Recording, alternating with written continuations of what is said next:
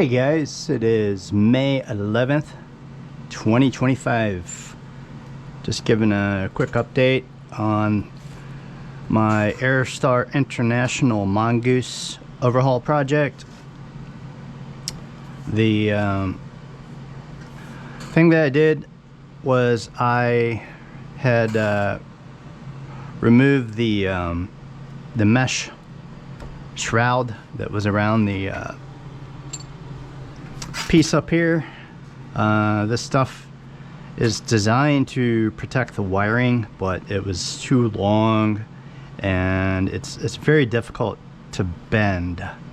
So with my Bavarian Axon, it is right here, so I just need a very short amount, and as you can see, it's like too much with these other ones. They're sticking up. So what I did was I cut the heat shrink off. I took the shroud off of there, and this enabled me.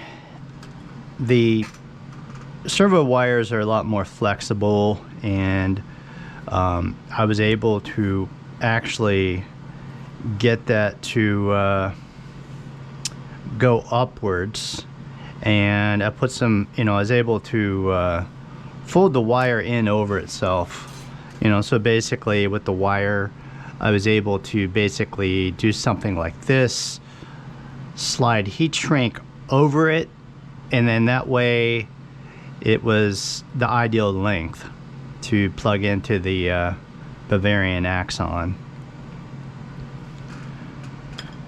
This is my first RC helicopter build, so along the way I've learned a lot of things, and of course you're very excited, you're very exuberant, and with the original servos that were on this old beat up helicopter, it did have that mesh shroud on there. So when I was finally able to get my 4 swash servos, I just immediately put that mesh shroud over the wires and put the heat shrink on and everything. But I had jumped the gun on that, and that's easy to do on a project like this. You're exuberant, you're excited to get this helicopter built, and ultimately that ended up being a mistake. But you learn as you go, and it's possible that later on I can cut a smaller piece of shroud to just maybe go along this length right here, and then that's it, because that's all you really need. And so what I'm thinking right now is I was originally looking at putting the receiver. This is a Futaba R728SB. I was actually going to put it on the back, somewhere around here, like right up here, because it's a nice position.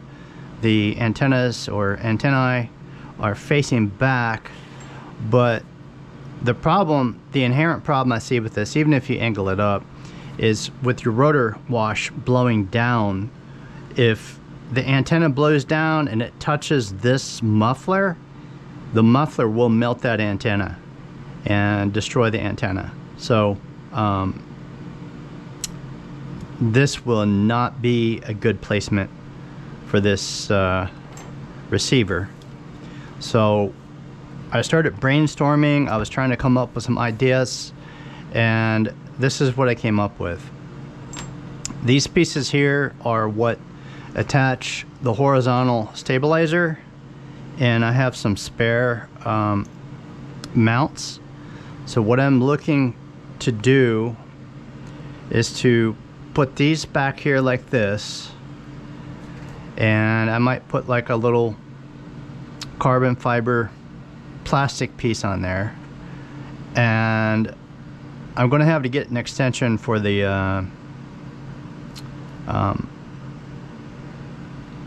for the servo cable, servo wires, because it's not long enough to reach back there. So just to illustrate what I'm looking at doing, I'm looking at mounting the receiver back here, and you know, something like this, and this way the antennas are safe. There's no way they can contact the muffler, where the muffler is going to melt those and destroy those. And then the other thing too, I want to make sure that, you know, they can't go up high enough that the rotor blades are going to start chopping into them and chopping them off. So this is what I'm looking at. Again, I'm going to need to get an extension to get my servo, throttle servo, long enough to reach that, but everything else is good lengthwise. So this is what I'm looking at on here, and of course I'm gonna have to peel my FAA registration sticker off and put a new one back here, because now the receiver is going to cover that up. And also, by putting the receiver back here, it's going to give me space to install the voltage regulators for the generator.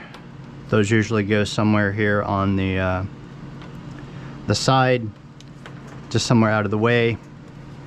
And then I also have my volt watch.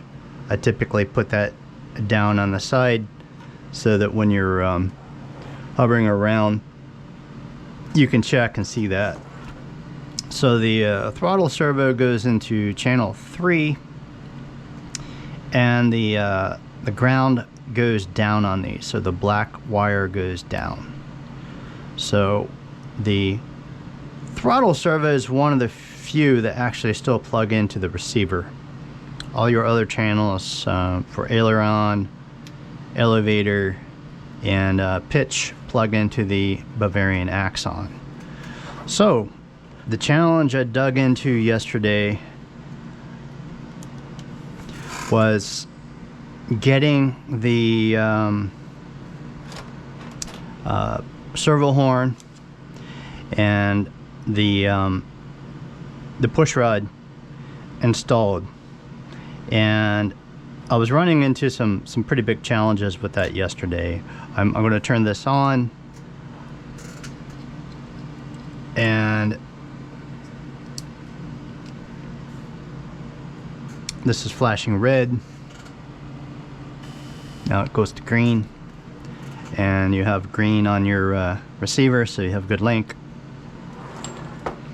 And just showing like with the volt watch here. The volt watch is in the upper green. So I'll try to angle this so you can get a little bit more light seeing down in there. I pulled that through a little bit, but anyway, this took a lot of trial and error. So that's collective full down, and it's pretty much 90 degrees to the side. And going up, you know, you're getting like full motion of the carburetor for your engine, and you are not hearing any binding. And the problem that I ran into is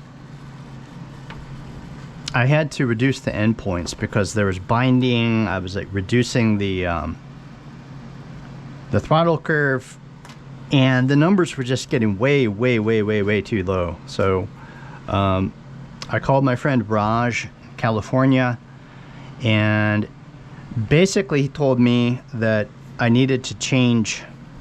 You probably cannot see this on here, but there are 3 holes in this Saab Futaba servo horn, and he said that you only want about 11 millimeters from the center of where the servo mounts and where you put your ball in here.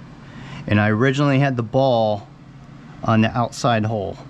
Again, I'm not sure if you're able to see this or not, but so what I did was I took the ball out and I put it in the most inner hole, and that was still like probably a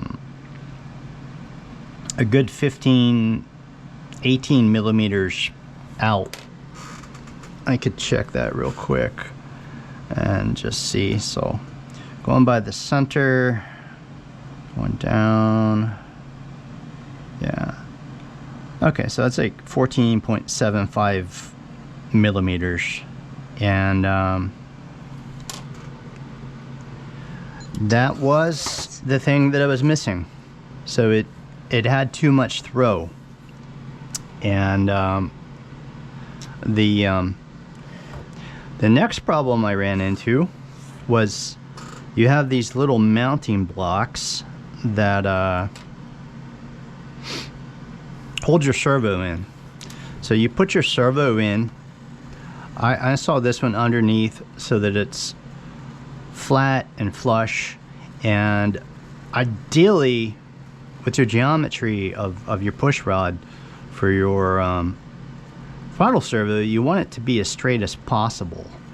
And sometimes these servos, different Airstar Mongooses, they'll mount on the side frame